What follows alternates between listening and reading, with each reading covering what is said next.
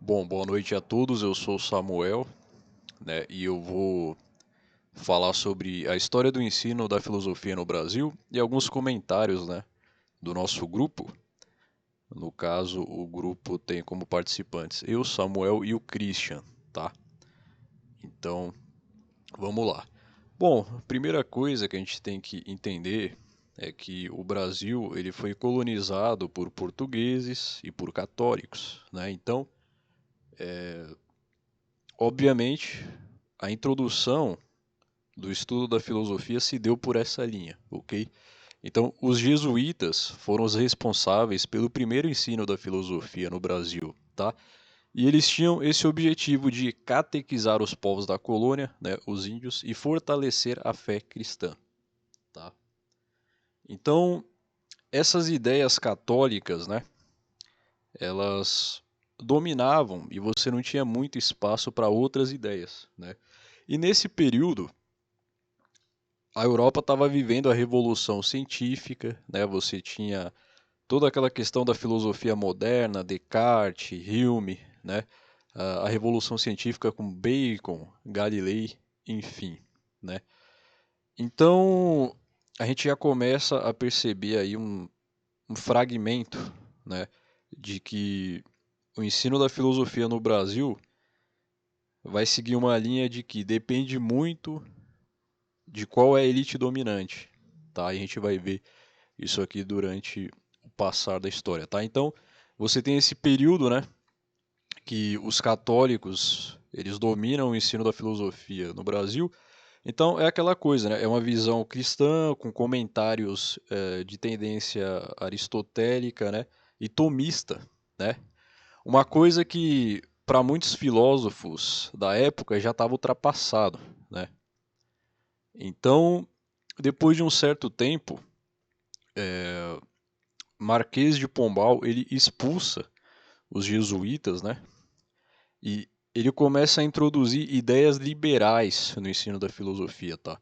Ele entende que o ensino ele deve preparar o cidadão para servir ao Estado e não para servir à igreja, tá? Então aí você começa a ter ideias liberais, né, entrando no ensino da filosofia do Brasil, tá? Então as ideias liberais, né, defendem aquelas ideias de liberdade, igualdade, a defesa, né, de uma espécie de anticristianismo, né, com foco na racionalidade, tá? E naquela coisa científica, né?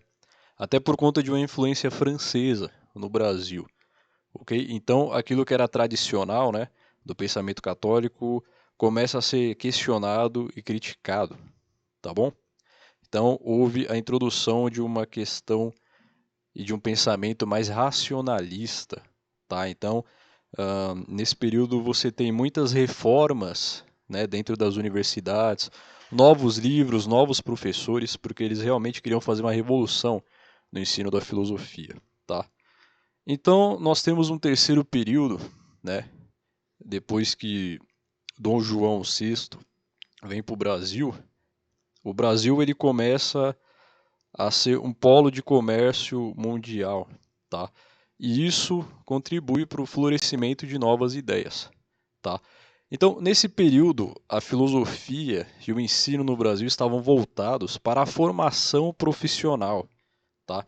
E essa questão de focar na formação profissional foi um ambiente perfeito para a introdução de uma nova escola de pensamento que foi muito forte no Brasil, né? Que foi o positivismo, tá?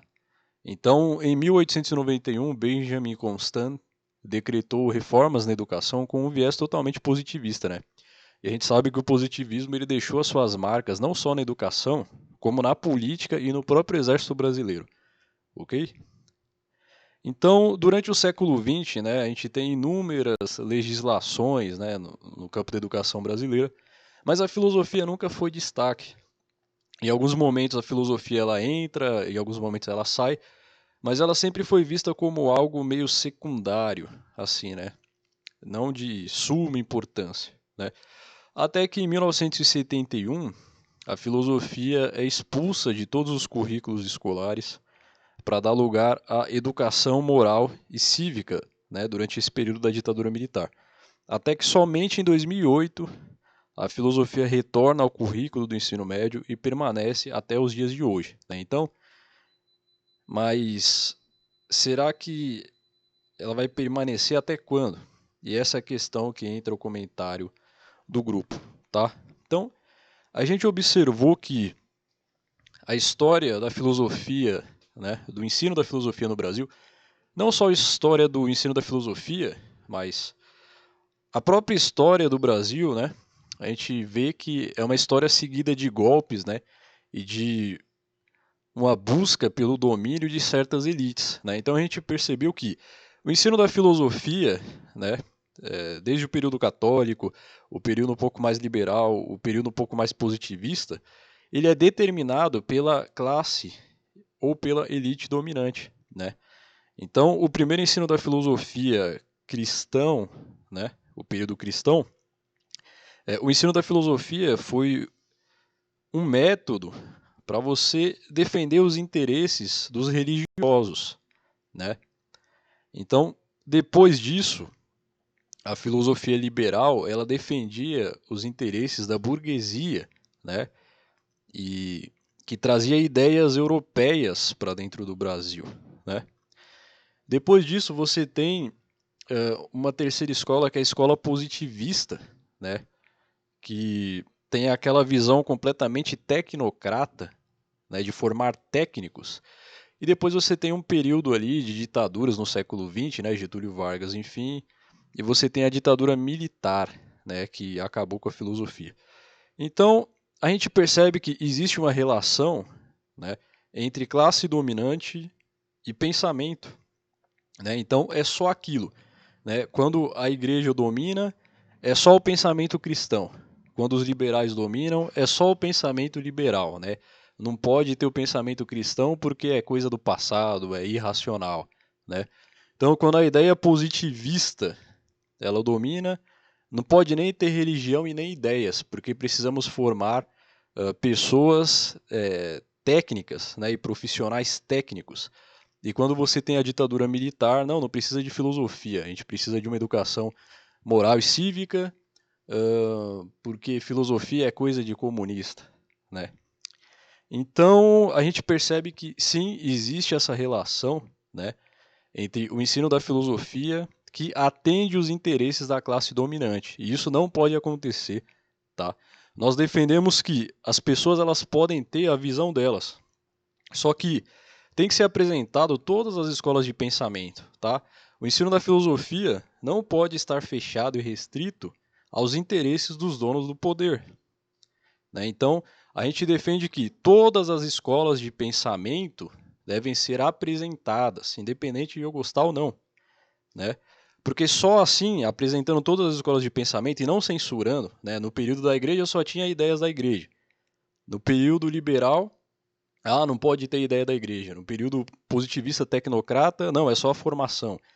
E no período da ditadura militar, não pode ter tal coisa. Não pode ser assim, tá? A educação, ela não foi criada, né, para servir os donos do poder e a elite dominante. A educação não foi criada para prender as pessoas a uma ideologia.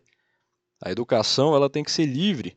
Então nós defendemos que todas as escolas de pensamento têm que ser apresentadas e as pessoas vão escolher democraticamente aquilo que elas entendem como verdade, ok?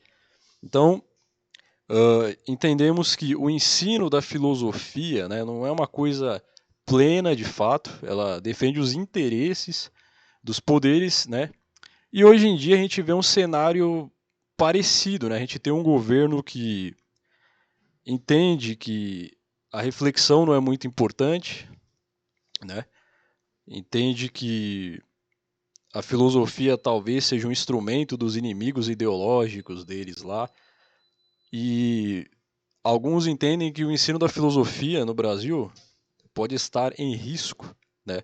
Então nós que defendemos a liberdade, o livre pensamento, não podemos deixar isso acontecer, tá?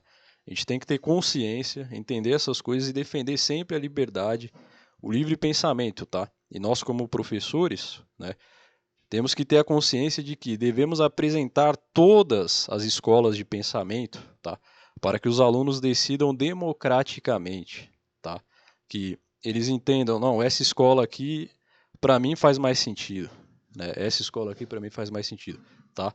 Então, a educação tem que formar o cidadão livre para ele escolher e não defender os interesses da elite dominante, como ocorre durante toda a história do ensino da filosofia no Brasil, tá? Então, é esse o comentário do grupo, é essa a nossa análise, é isso aí e até mais.